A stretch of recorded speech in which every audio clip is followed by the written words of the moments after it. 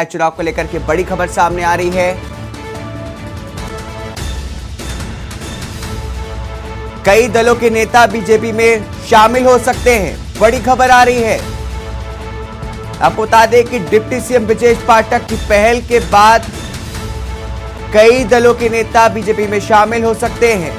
कई नेताओं को बीजेपी में शामिल करेंगे खुद डिप्टी सीएम ब्रजेश पाठक। निकाय चुनाव को लेकर के बड़ी खबर आपको बता रहे हैं। कई दलों के नेता बीजेपी में शामिल हो सकते हैं। खुद ब्रजेश पाठक द्वारा बीजेपी में उनको शामिल कराया जा सकता है। डिप्टी सीएम ब्रजेश पाठक की पहल के बाद ये कहा जा रहा है कि कई नेताओं को बीजेपी में शामिल किया जा सकता है। कई अन्य दलों के नेता बीजेपी में शामिल होंगे। निकाय चुनाव को लेकर के बड़ी खबर सामने आ रही है। कई दलों के नेता बीजेपी में हो सकते हैं शामिल। भारतीय जनता पार्टी दूसरे दलों को भी नेताओं को अपनी पार्टी में शामिल करने वाली है।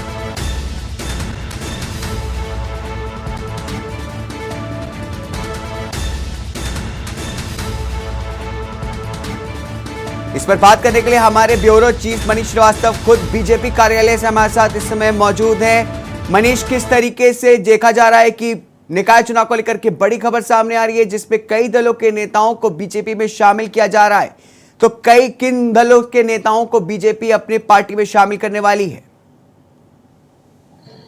बिल्कुल, आपको बता दें कि एक बड़ा फेरबदल अगर हम कहें तो उत्तर प्रदेश की राजनीति में जिस तरह से नगर निकाय चुनाव में एक सेंधमारी देखी जा रही है, और खास तौर से अगर हम बात करें तो जो समाजवादी पार्टी के जो भी प्रत्याशी रहे हैं, जो भी समाजवादी पार्टी के नेता रहे या निकाय चुनाव की अगर बात कर लें तो उसमें जो नगर पालिका के सदस्य हैं या फिर पार्षद के तौर पर जो भी कार्यकर्ता समाजवादी पार्टी से लंबे समय से जुड़े रहे, अब वो लगातार बीजेपी में आने का उनका सिलसिला जारी है। और कुछ ही दिन, एक हफ्ता मात्र बचा हुआ है नगर निकाय चुनाव में। ऐसे में बीजेपी में कई समाजवादी पार्टी के नेताओं के आने का सिलसिला जारी है। ऐसे में सबसे बड़ी बात आज बता दें कि आज जिस तरह की ज्वाइनिंग जो आज बीजेपी कार्यालय में यहाँ पर कुछ ही देर बाद उप मुख्यमंत्री ब्रजेश पाठक कराएंगे, उनमें खासतौर से अगर बताएं आपको तो समाजवादी पार्टी की सरोजनी नगर से जिला पंचायत सदस्य पलक रावत ये बीजेपी आज ज्वाइन करेंगी, और समाजवादी पार्टी से हैदरगंज तृतीय वार्ड से जो ताराचंद रावत हैं, वहां की जो बीजेपी की पार्षद हैं, वो आज सदस्यता लेंगे। उनके साथ में तमाम जो भी बड़े नेता हैं, जो भी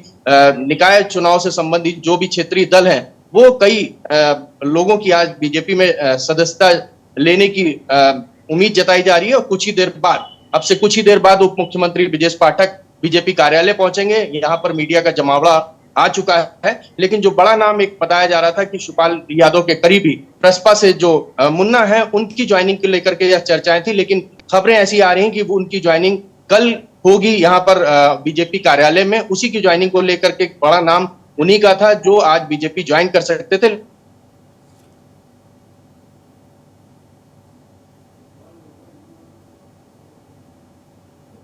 आपको बता दें कि मनीष से हमारा संपर्क टूट गया है, इसमें फिर से उनके साथ जुड़ेंगे।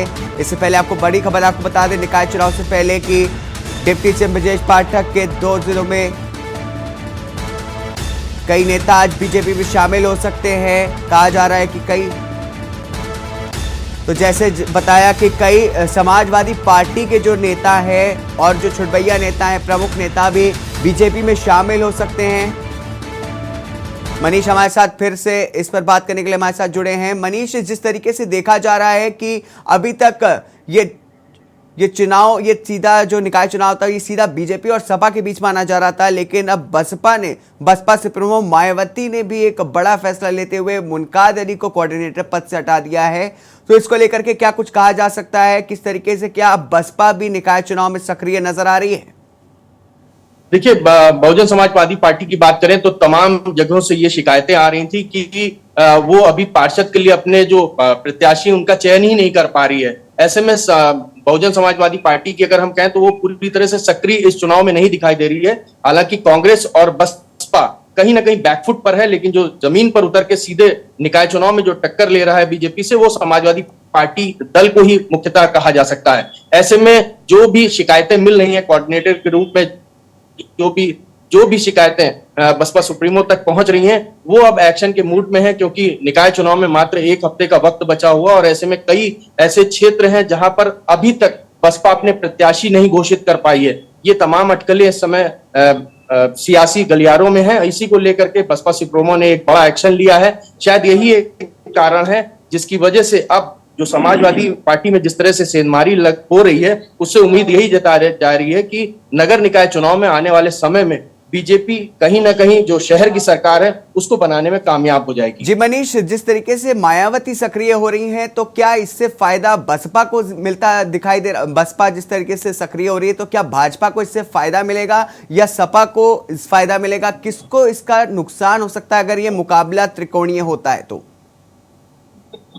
देखिए, निश्चित तौर से ये मुकाबला त्रिकोणीय नहीं कहा जा सकता। जिस तरह से जो हालात दिख रहे हैं, जिस तरह से बसपा और कांग्रेस उतना सक्रिय नहीं है इस नगर निकाय चुनाव में, जो भी इसके पीछे के कारण हो, चाहे वो कर्नाटक का चुनाव हो, चाहे आने वाले समय में लोकसभा का चुनाव हो, जिस तरह से नगर निकाय चुनाव में जो भागीदारी होती थी बसपा की या कांग्रेस की, पिछले अगर लंबे समय से हम बात कर लें, पिछले 15-20 सालों का अगर हम उठा करके आंकड़े देखें तो बहुजन समाजवादी पार्टी पूरी तरह से जमीन पर उतर के नगर निकाय चुनाव में टक्कर देती थी। लेकिन इस वक्त में जो आज के जो 2023 का जो चुनाव हो रहा है नगर निकाय चुनाव में, इसमें कहीं ना कहीं बसपा बैकफुट पर नजर आ रही है और बसपा उतनी सक्रिय नहीं नजर आ रही जितना बीजेपी लगातार रैलियां कर रही है। मुख्यमंत्री योगी आदित्यनाथ खुद उन रैलियों में जाकर के रोज संबोधित कर रहे हैं। चाहे राजधानी लखनऊ की अगर हम बात कर ले तो वहां पर भी रोज मुख्यमंत्री बाहर जिलों का दिन में दौरा करते हैं और शाम को आकर के राजधानी लखनऊ में कोई ना कोई जनसभा को संबोधित कर रहे हैं। लेकिन ऐसे में बसपा सुप्रीमो ना तो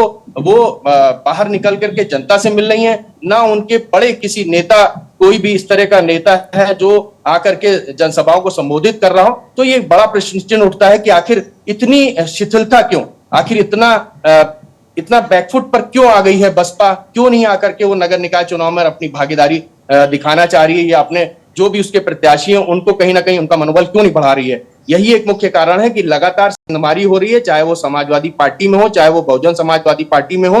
और बीजेपी इस जो शहर की सरकार अगर हम कहें, जो नगर निकाय के जो भी प्रत्याशी हैं उनको तोड़ने में कामयाब हो रही है। ताजा उदाहरण अभी शाहजहांपुर में हमको देखने को मिला, जहां पर राममूर्ति वर्मा की बहू को समाजवादी पार्टी ने अपना चुनाव चिन्ह भी दे दिया, लेकिन उसके ठीक एक दिन बाद वो भारतीय जनता पार्टी में शामिल हो गई और सुरेश खन्ना वित्त मंत्री ने खुद उनकी ज्वाइनिंग कराई। ऐसे में ये बड़ा प्रश्न उठ रहा है कि आखिर जो बाकी दलों के नेता है वो बीजेपी में अब शामिल क्यों हो रहे हैं? आखिर क्या कमी है? क्यों नहीं समाजवादी पार्टी और बहुजन समाजवादी पार्टी अपने कार्यकर्ताओं को रोक पा रही है? आखिर क्या मुख्य कारण है? इसके पीछे तमाम राजनीतिक सवाल उठ रहे हैं। आने वाले जी मनीष, अभी आपके साथ जुड़ेंगे, रुकेंगे एक छोटे से ब्रेक के लिए। ब्रेक के बाद मनीष हमारे साथ जुड़े रहेंगे। आप देख रहे हैं के न्यूज, खबरों का सारथी। देखें कौन नया खिलाड़ी आया है, समझा देते हैं, प्यार से समझाएंगे। ये तो अपनी जुबान है। जुबान एक हो तो दिल भी एक होने चाहिए। विमल बोलो जुबान केसरी। तेजी से घूमता आईना, खबरों की सरपट चाल, स्पीड न्यूज में देश दुनिया का पूरा हाल। दोपहर 2 बजे सिर्फ के न्यूज इंडिया पर। आप देख रहे हैं के न्यूज, खबरों का सारथी। ब्रेक के बाद स्वागत है आपका। आपको बता दें कि निकाय चुनाव से पहले ठीक भाजपा ने लेकर के बड़ी खबर सामने आ रही है कि कई दलों के नेता आज बीजेपी में शामिल हो सकते हैं। इस पर बात करने के लिए हमारे सहयोगी मनीष सीधे बीजेपी कार्यालय से हमारे साथ जुड़े हुए हैं। आपको बता दें कि उससे पहले मनीष हमारे साथ जुड़ेंगे, उससे पहले आपको बता दें कि कई नेताओं को बीजेपी में शामिल किया जा सकता है। बताया जा रहा है कि समाजवादी पार्टी के कई बड़े नेता और उनके जो साथ के जो कार्यकर्ता हैं वो भाजपा से जुड़ सकते हैं। कई दलों के नेता बीजेपी में शामिल हो सकते हैं। खुद ब्रजेश पाठक की पहल के बाद ये देखने को मिल सकता है कि आज कई बड़े नेता, कई अन्य दलों के बड़े नेता बीजेपी में शामिल हो सकते हैं।